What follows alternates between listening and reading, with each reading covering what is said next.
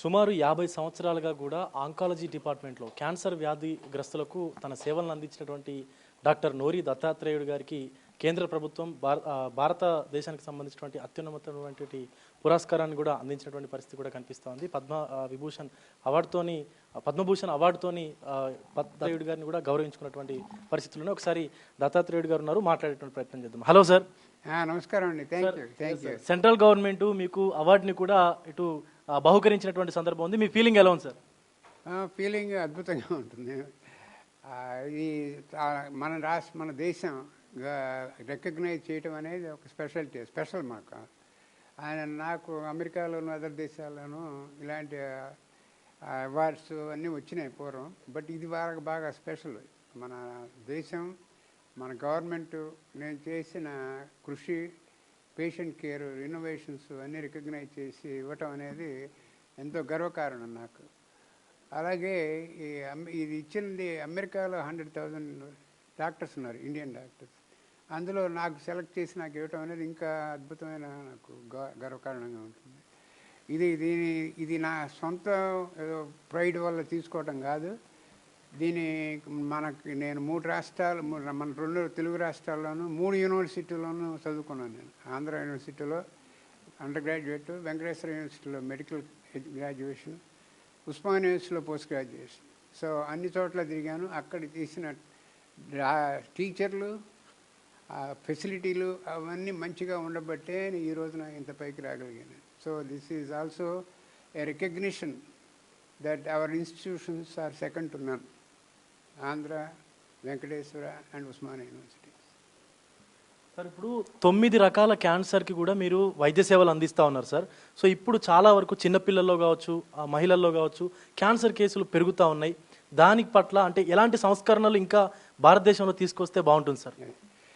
భారతదేశంలో ఎన్నో రకాల మనం తీసుకురావచ్చు.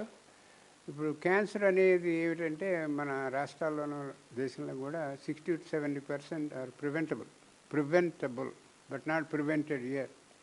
సో దానికి అవగాహన పెంచడం, ప్రజల్లో స్క్రీనింగ్లు ఎక్కువ చేయటం, తర్వాత ఎర్లీ డిటెక్షన్ చేయటం, ఇవన్నీ ప్రొవైడ్ చేస్తే నెంబర్లు తగ్గే అవకాశం ఉంది మనకి. మన 2 రాష్ట్ర గవర్నమెంట్లకి, తర్వాత సెంట్రల్ గవర్నమెంట్కి కూడా ప్రపోజల్ ఇచ్చాను నేను. ఏం చేయాలి ముందు రోడ్ మ్యాప్. ఇలా క్యాన్సర్ ట్రీట్మెంట్ సెంటర్లు కట్టుకుంటూ పోతే గెలిచే యుద్ధం కాదు ఇది. ఇది అవేర్నెస్ పెంచి నెంబర్లు తగ్గించుకుంటూ రావాలి.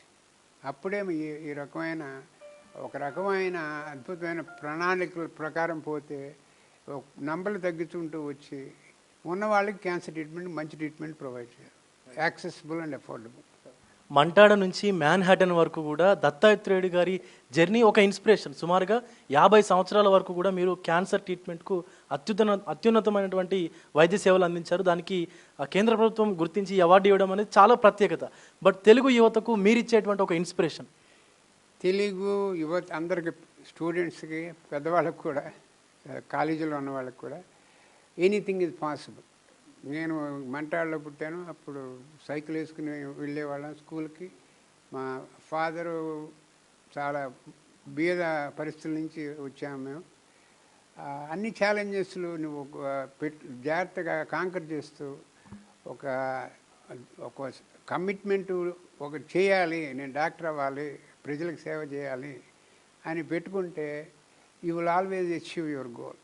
నువ్వు అది చిన్నవాడా పెద్దవాడా, నాకు రీసోర్సులు ఉన్నాయా లేవా, చిన్న కాలేజీ పెద్ద కాలేజీ, ఇవన్నీ ఇర్రెలవెంట్.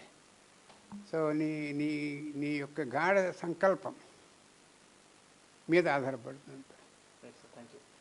సో ఇది పరిస్థితి. మంటాడ నుంచి మ్యాన్హాటన్ వరకు కూడా ఇటు నోరి దత్తాత్రేయుడు గారు వెళ్ళి క్యాన్సర్ చికిత్సలో సుమారుగా 50 సంవత్సరాల వరకు కూడా ఆయన యొక్క అత్యాధునికమైనటువంటి సేవలను కూడా అందించారు. దానికి కేంద్ర ప్రభుత్వం గతంలో కూడా ఇటు పద్మశ్రీ అవార్డును ప్రకటించింది. ఇప్పుడు పద్మభూషణ్ అవార్డును కూడా ఆయనకు అందించడం అనేది చాలా సంతోషంగా ఉందంటూ కూడా నోరి దత్తాత్రేయుడు గారు అయితే మాట్లాడుతున్నారు. వీడియో జర్నలిస్ట్ చైతన్యతో విజయ్, బిగ్ టీవీ, హైదరాబాద్ నుండి.